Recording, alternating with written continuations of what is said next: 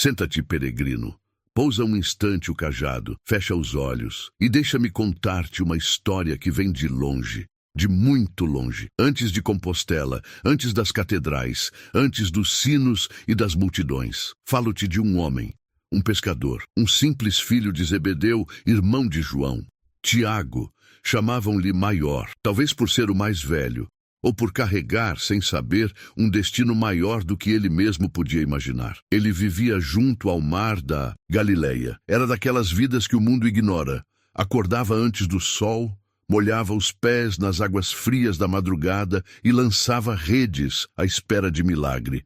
Mas um dia o milagre veio em forma de homem, de olhos profundos e palavras que cortavam como lâmina e curavam como bálsamo. Jesus, o Nazareno, passou por ali e disse apenas 2 palavras: segue-me. E Tiago seguiu, largou tudo: o barco, o pai, os peixes, o conforto, tudo, porque dentro dele algo gritava: este é o caminho.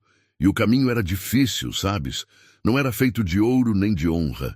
Era feito de poeira, de perseguição, de silêncios e de fé. Tiago viu milagres, viu leprosos curados, mortos que voltaram à vida.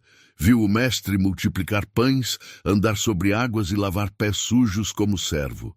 Viu a glória no monte da transfiguração e viu o horror no jardim da traição. Quando Jesus morreu, Tiago pensou que tudo tinha acabado. Mas, ao 3º dia, a pedra rolou e com ela todo o medo desapareceu. Com a ressurreição, os apóstolos foram enviados. Ide por todo o mundo e pregai o evangelho. Cada um partiu para um canto. Pedro foi para Roma, Tomé para as Índias e Tiago. Tiago olhou para o oeste, para a terra dos extremos.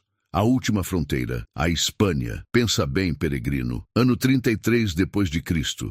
Não havia estradas nem conforto. A viagem era longa e incerta. Tiago embarcou num barco frágil, feito de madeira e fé. As águas do Mediterrâneo não foram suaves.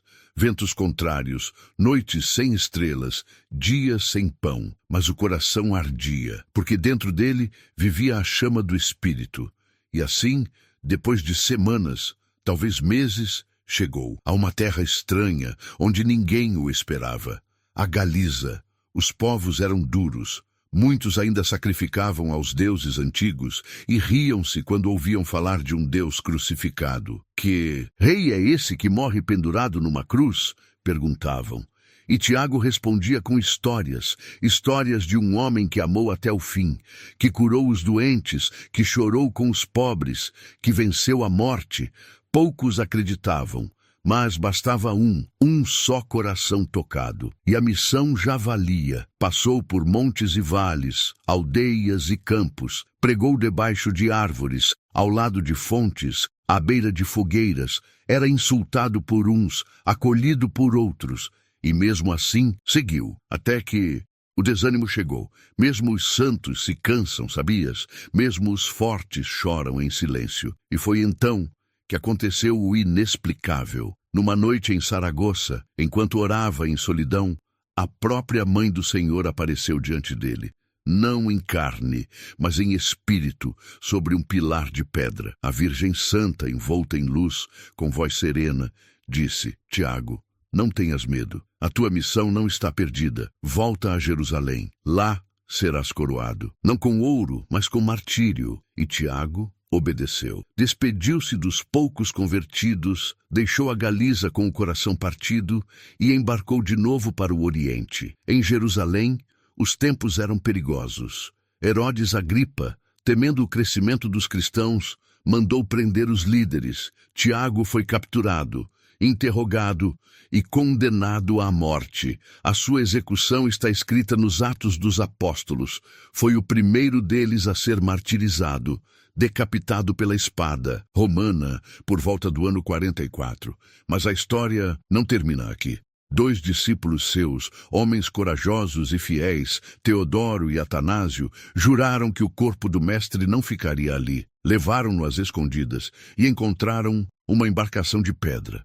Sim, de pedra. Muitos dizem que foi milagre, eu acredito, porque aquela barca, impossível aos olhos humanos, navegou, cruzou os mares de novo, do Oriente ao Ocidente, guiada, dizem, por anjos do céu. Atravessou o estreito, subiu a costa e atracou em Padrón, na terra que Tiago amou, na terra onde pregou, na terra onde queria descansar. Levaram-no até um bosque sagrado em Libredon, e ali sepultaram-no. O túmulo ficou escondido por séculos, a floresta cresceu, os impérios vieram e caíram, mas o céu não se esquece dos seus. No século IX, um eremita chamado Pelaio viu luzes dançar sobre o campo, estrelas que desciam do céu como fogo suave. Seguiu-as, cavou a terra e encontrou os restos do apóstolo. Nasceu ali Santiago de Compostela. Compostela, do latim Campus Stellae, o campo das estrelas. E o caminho começou. Desde então, homens e mulheres de todas as nações, reis e mendigos, jovens e idosos, põem-se a caminho. Levam dores, promessas, feridas abertas, sonhos quebrados. E a cada passo, algo vai curando. Não é fácil. As pernas doem, o sol queima, a chuva fere, mas o coração vai sendo transformado, porque o caminho é mais do que estrada, é espelho da alma, é renúncia, é encontro, é cruz e ressurreição. E quando chegam a Compostela, quando veem a torre se erguer no horizonte, muitos choram, não porque chegaram, mas porque descobriram quem são. Tiago, o pescador, tornou-se pastor, mártir, padroeiro da Espanha, guardião dos caminhos, e hoje ainda caminha conosco, em cada passo, em cada pedra, em cada oração. Por isso, peregrino, se um dia sentires que o mundo pesa, que a fé esmorece, que o coração se perde, lembra-te de Tiago e põe-te a caminho, porque todo aquele que parte com fé nunca volta ao mesmo. E se esta história te tocou, se sentiste a presença de algo maior, então ajuda esta mensagem a chegar mais longe. Inscreve-te no canal, ativa o sininho e partilha esta jornada com quem precisa de esperança, porque a fé cresce quando é partilhada. E cada clique teu pode ser o primeiro passo no caminho de alguém.